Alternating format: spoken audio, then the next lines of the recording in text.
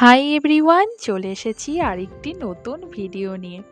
আগের ভিডিওতে তো আপনাদের দেখালাম মেহেন্দির পর্বটি, আর এখন হচ্ছে গায়ে হলুদ।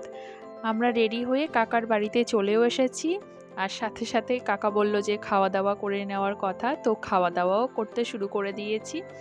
দুপুরে খাওয়া দাওয়া সিম্পল, এটা মাছের তেল দিয়ে পেঁয়াজ দিয়ে একটা ভাজা ছিল, আর ছিল ডাল, চচ্চড়ি, ব্যাট ভাজা।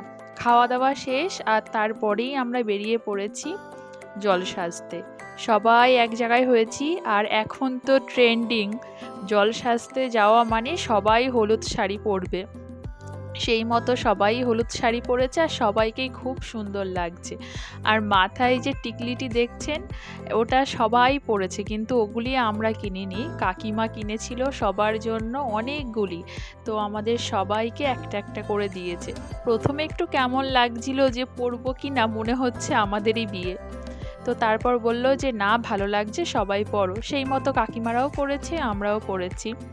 এটা হলো বাগদা ঝুলন মন্দির, এখানে আসা হলো এবং ঠাকুরকে প্রণাম করা হলো, তারপর বেরিয়ে পড়লাম জল সাজতে। চলেও এসেছি পুকুর পাড়ে, আর এই পুকুরটা খুব খারাপ অবস্থা, কিন্তু সবাই এখানেই জল সাজতে আসে। ভেঙে গেছে পুরো পাড়টি। তো সবাই যাচ্ছে, আমরা আর কি করব, যারা বড় আছে কাকিমা জেঠিমা তারাই ওখানে যাবে। ওখানে আমার মাও আছে, কারণ সবাই মিলে ওখানে যাওয়া যাবে না। ওই যে কাকিমারা নামছে, মা আছে, সবাই আছে, মাইমা আছে। গঙ্গাকে বরণ করতে হয়, আর মনে হয় নিমন্ত্রণ করতে হয়।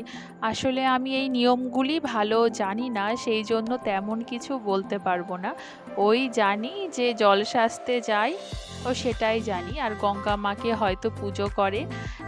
এই আর এই জল নিয়ে যাবে, যাওয়ার পর সেটি দিয়েই বোনকে স্নান করানো হবে। এখন সবাই পুজো করছে, তারপর হচ্ছে বাড়ি যাব। আর সবাই একটু তাড়াহুড়োই করছে, কারণ পার্লারের লোক চলে আসবে। তারা টাইম দিয়েছে, সে টাইমটা পেরিয়েও গেছে। এখন গায়ে হলুদ হবে, সবাই বসে আছি, আর এত সুন্দর লাগছে।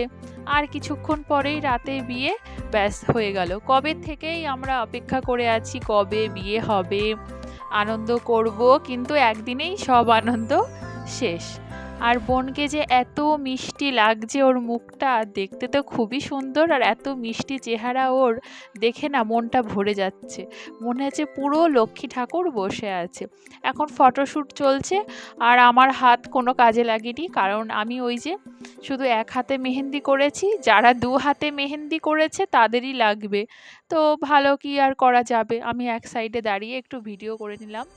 এখন ওকে স্নান করাচ্ছে সবাই মিলে, আর কি সুন্দর লাগছে আমার বোনকে।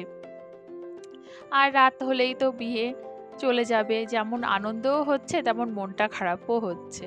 আর দেখুন, বিয়ে তো প্রায় সবাই সাজা শুরু করে দিয়েছে, আর আমার মেয়ের এখন ড্রেস আসলো। ভাবলাম হয়তো আজকে পাবোই না, বিয়েতে যেটা পরবে। একটা লেহেঙ্গা অর্ডার দিয়েছিলাম অ্যামাজনে, কিন্তু ওরা খুব লেট করেছে। যাই হোক, এই বিকাল 5টার সময় আমি হাতে পেলাম।